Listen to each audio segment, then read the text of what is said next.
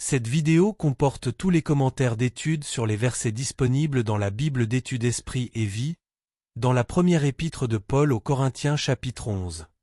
Verset 1. Imitateur de Christ.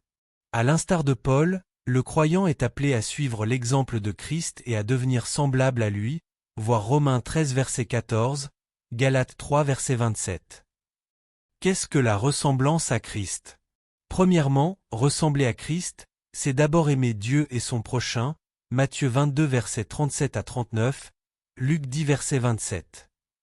L'amour du croyant pour Dieu motive et nourrit son amour envers les autres, 1 Jean 4 versets 20 à 21, de la même manière que Christ aimait Dieu avant toutes autres choses et que son amour pour les autres était fondé sur cet amour du Père, voir Matthieu 22 versets 37 à 39, Jean 17 versets 23 à 24. Deuxièmement, l'amour de Christ pour son Père s'est révélé à travers l'intérêt qu'il portait à la gloire de Dieu, Matthieu 6 verset 9, Jean 12 verset 28, 17 verset 4, à sa volonté, Matthieu 26 verset 42, Jean 4 verset 34, Hébreux 10 verset 7 à 12, à sa parole, Matthieu 26 verset 54, Jean 8 verset 28, 17 verset 14 et verset 17, et à l'intimité de sa présence, Luc 5 verset 16, Jean 17 verset 21. Nous voyons cet amour manifesté dans sa fidélité à Dieu, Hébreux 3 verset 2, et dans son empressement à accomplir la volonté de Dieu en sacrifiant sa vie afin que nous soyons rachetés, Matthieu 26 verset 42, Jean 3 verset 16 à 17, Hébreux 10 verset 4 à 9. L'amour de Christ se manifestait en outre par sa justice et sa haine du péché, voir Hébreux 1 verset 9, note.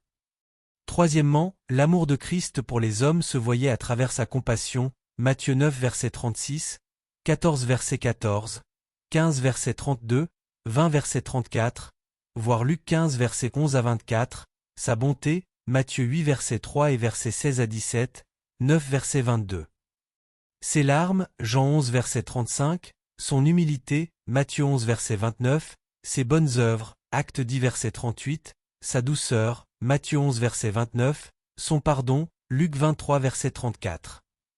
Sa patience, Luc 13 verset 34, et sa miséricorde, Matthieu 15 verset 22 à 28, Jude 1 verset 21.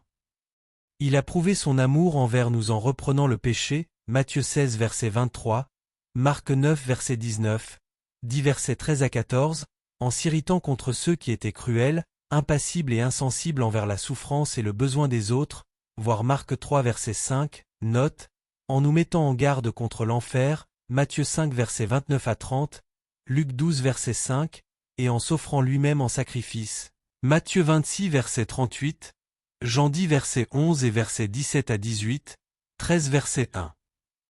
Verset 2. Instruction. Les instructions étaient des enseignements concernant la doctrine, les principes moraux et les règles de conduite que Paul communiquait aux églises par l'autorité de Christ. Il est à noter que les instructions du chapitre 11 présentent les grandes lignes de la volonté de Dieu pour son peuple quant à la tenue extérieure, à la modestie, à l'apparence et à la conduite personnelle. Enseigner que Dieu ne s'intéresse qu'aux attitudes intérieures et non aux attitudes extérieures, s'écarte de la claire révélation de Dieu dans les Écritures. Se vêtir décemment et avec modestie est un principe biblique encore valable aujourd'hui, voir 1 Timothée 2 verset 9, note.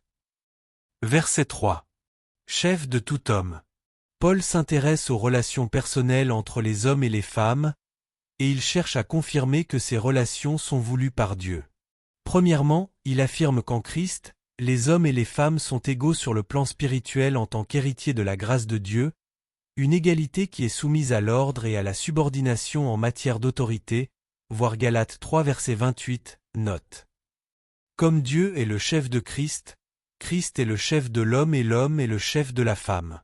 Le mot « chef » semble exprimer à la fois l'idée d'autorité et d'ordre divin, voir chapitre 3 verset 23, 11 verset 8 et verset 10, 15 verset 28, Juge 10 verset 18, Éphésiens 1 verset 21 à 22, 5 versets 23 à 24, Colossiens 1 verset 18, 2 verset 10. Deuxièmement, Paul fonde la primauté du mari non sur des considérations culturelles, mais sur l'activité créatrice de Dieu et son dessein. En effet, Dieu créa la femme pour qu'elle puisse aider l'homme, versets 8 à 9, voir Genèse 2 verset 18, note, 1 Timothée 2 verset 13, note. Troisièmement, l'idée de subordination ne cherche nullement à rabaisser qui que ce soit. En effet, elle n'implique ni suppression, ni oppression. Elle affirme plutôt que le mari doit reconnaître d'une part la valeur que Dieu donne à la femme et d'autre part que sa responsabilité est de la protéger et de la diriger de sorte à pouvoir accomplir la volonté de Dieu vis-à-vis d'elle, que ce soit dans le foyer ou à l'Église. Quatrièmement, Dieu est le chef de Christ, pourtant Christ n'est en rien inférieur à Dieu. De même la femme ne doit pas être considérée comme une personne de second rang tout simplement parce que l'homme a été placé au-dessus d'elle. En outre, dans le royaume de Dieu, les fonctions de leadership n'impliquent jamais une position de supériorité. Le service et l'obéissance sont les clés de la grandeur dans le royaume, Matthieu 20 versets 25 à 28, Philippiens 2 versets 5 à 9. L'exposé de Paul sur les relations entre les hommes et les femmes doit être étudié en même temps que son exposé sur les responsabilités de la femme et du mari dans leurs relations matrimoniales, voir Éphésiens 5 versets 21 à 23, note. Verset 6. Qu'elle se voile. À l'époque de Paul, la femme se couvrait la tête en signe de modestie, de soumission à son mari et pour marquer sa dignité. Le voile signifiait qu'elle devait être respectée et honorée en tant que femme. Sans voile, elle n'avait pas de dignité. Les hommes ne respectaient pas les femmes non voilées parce qu'en fait elles s'affichaient elles-mêmes publiquement et honteusement. Ainsi, le voile était un signe de la valeur et de la gloire de la condition de la femme telle que Dieu l'avait créée. Le principe enseigné par le port du voile est encore valable aujourd'hui. La femme chrétienne doit s'habiller de façon modeste et soignée, avec des vêtements qui lui permettent d'aller partout en sécurité et d'inspirer le respect. Lorsqu'elle s'habille modestement et correctement pour la gloire de Dieu, la femme rehausse la place de dignité et d'honneur que Dieu lui a donnée. Verset 10. Sur la tête une marque de l'autorité. Là encore, Paul souligne qu'une femme doit être voilée en public, c'est-à-dire avoir une marque d'autorité, sur la tête, versets 3 et verset 6, note. L'expression « à cause des anges » peut se référer au fait que les anges se préoccupent du bon ordre des choses et sont choqués par un comportement qui n'est pas en harmonie avec la volonté de Dieu, voir chapitre 4 verset 9. Verset 14. Hommes longs cheveux. Dieu désire que les différences physiques entre les hommes et les femmes soient respectées. Premièrement, Paul se sert des cheveux comme exemple. La longueur des cheveux des hommes et des femmes doit pouvoir différencier les uns des autres. Les cheveux d'une femme doivent être longs par rapport à ceux de l'homme, marquant ainsi qu'elle a conscience de sa dignité et de la valeur de sa féminité selon Dieu, voir verset 6, note. Les cheveux de l'homme, contrairement à ceux de la femme, doivent être courts. Deuxièmement, à l'époque du Nouveau Testament, les hommes juifs et les hommes du 1er siècle à Corinthe considéraient les cheveux longs comme quelque chose de honteux à éviter à tout prix. Les tableaux qui peignent Jésus avec des cheveux longs sont le produit de l'imagination d'artistes du Moyen Âge. Ils n'ont aucune base biblique ou historique, des milliers de peintures et de sculptures de l'époque du Nouveau Testament le démontrent. L'apôtre n'aurait pas écrit « C'est une honte pour l'homme de porter de longs cheveux » si Christ avait porté des cheveux longs comme les femmes. Par conséquent, la déclaration de Paul est en conflit non pas avec la conduite de Jésus, mais avec l'invention des artistes, voir Exode 20 verset 4. Verset 20. Le repas du Seigneur. Le repas du Seigneur est décrit dans 4 passages, Matthieu 26 versets 26 à 29, Marc 14 versets 22 à 25, Luc 22 versets 15 à 20, 1 Corinthiens 11 versets 23 à 25. Sa signification se rapporte au passé, au présent et au futur. Premièrement, signification passée. A, c'est le souvenir, en grec anamsi, versets 24 à 26, Luc 22 verset 19, de la mort de Christ pour la rédemption du croyant, l'affranchissant du péché et de la condamnation. Lors du repas du Seigneur, nous sommes une fois de plus confrontés à la mort salvatrice de Christ et à sa signification rédemptrice pour nos vies. La mort de Christ est la raison première pour laquelle nous nous préservons du péché et de toute espèce de mal, 1 Thessaloniciens 5 verset 22. B.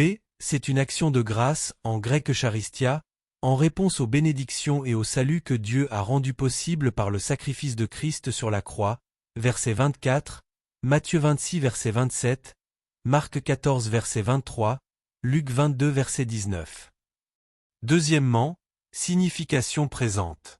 A. Le repas du Seigneur est une communion, en grec koinonia, avec Christ, une participation aux bienfaits de sa mort rédemptrice, mais aussi une communion avec les autres membres du corps de Christ, chapitre 10 versets 16 à 17. Lorsque nous partageons ce repas avec le Seigneur ressuscité, il se manifeste d'une manière spéciale car, après tout, il est notre hôte, voir Matthieu 18 verset 20, Luc 24 verset 35. B. C'est la reconnaissance et la proclamation de la nouvelle alliance, en grec kein diathèque, à travers laquelle les croyants réaffirment l'autorité de Christ et leur engagement à faire sa volonté, à lui rester fidèle, à résister au péché et à s'identifier à sa mission, verset 25, Matthieu 26 verset 28, Marc 14 verset 24, Luc 22 verset 20, voir l'article intitulé l'Ancienne et la Nouvelle Alliance. Troisièmement, signification future. A. Le repas du Seigneur nous donne un avant-goût du futur royaume de Dieu et du banquet messianique à venir qui aura lieu lorsque tous les croyants seront avec le Seigneur, Matthieu 8 verset 11, 22 versets 1 à 14, Marc 14 verset 25, 13 verset 29, 22 versets 17 à 18 et verset 30. B. C'est l'attente impatiente du retour imminent de Christ pour son peuple, verset 26, donnant corps à la prière, que ton règne vienne, Matthieu 6 verset 10, voir Apocalypse 22 verset 20. Lors du repas du Seigneur, toutes les significations précitées ne prendront un sens que si nous nous présentons devant le Seigneur avec une foi véritable et une prière sincère, en nous soumettant à la parole de Dieu et à sa volonté. Verset 21. L'autre est ivre. L'un a faim, tandis que l'autre est ivre, peut aussi être traduit « l'un a faim, tandis que l'autre est repu ». C'est une meilleure traduction pour les raisons suivantes. Premièrement, le terme « ivre », en grec métuo, comporte deux significations. Il peut se référer au fait d'être A. Ivre ou B. Rempli ou satisfait, sans référence à l'intoxication. Deuxièmement, le contexte de ce verset s'applique au repas en général. Lorsque les Corinthiens se rassemblaient pour dîner en commun, avant de prendre part au repas du Seigneur, voir 2 Pierre 2 verset 13, Jude 1 verset 12, certains se réunissaient en petits groupes et consommaient leur repas séparément, versets 18 à 19. Le pauvre qui ne pouvait pas contribuer au repas était ignoré et restait sur sa faim. Paul ne se réfère pas ici à une intoxication. Si cela avait été le cas, il aurait certainement condamné ce comportement comme il l'a fait dans d'autres parties de la lettre, voir chapitre 6 verset 10. Il considérait l'ivrognerie non seulement comme un comportement irresponsable à l'égard des autres, mais aussi comme un problème si sérieux qu'il implique l'exclusion du royaume de Dieu, chapitre 6 verset 10, Galates 5 verset 21. Versets 24 et 25. Mon corps, mon sang. Ces mots se rapportent au corps de Christ livré à la mort et à son sang rédempteur versé sur la croix. Lorsque Christ dit au sujet du pain, « Ceci est mon corps », il veut dire qu'il représente son corps. La coupe représente le sang de Christ versé en vue de la ratification de la nouvelle alliance. Manger le pain et boire la coupe signifie proclamer et accepter les bienfaits de la mort rédemptrice de Christ, verset 26. Verset 27. Mangera, boira, indignement. Manger d'une manière indigne, c'est prendre part à la Sainte Seine avec un cœur indifférent, égoïste et irrévérencieux, sans aucune intention ou désir de se séparer de tout péché connu et d'accepter l'alliance de la grâce avec toutes ses promesses et ses obligations. Ceux qui participent de cette manière indigne pêchent contre le Seigneur. Coupables de crucifier à nouveau Christ, ils tombent immédiatement sous le jugement et le châtiment divin, versets 29 à 32. Être coupable envers le corps et le sang du Seigneur signifie être tenu responsable de sa mort. Verset 32. Châtié par le Seigneur. Le but du jugement du Seigneur, voire verset 30, c'est que nous ne soyons pas condamnés éternellement avec le monde. Ce but miséricordieux est pour tous ceux qui se repentent et qui se jugent eux-mêmes avec droiture. Verset 31.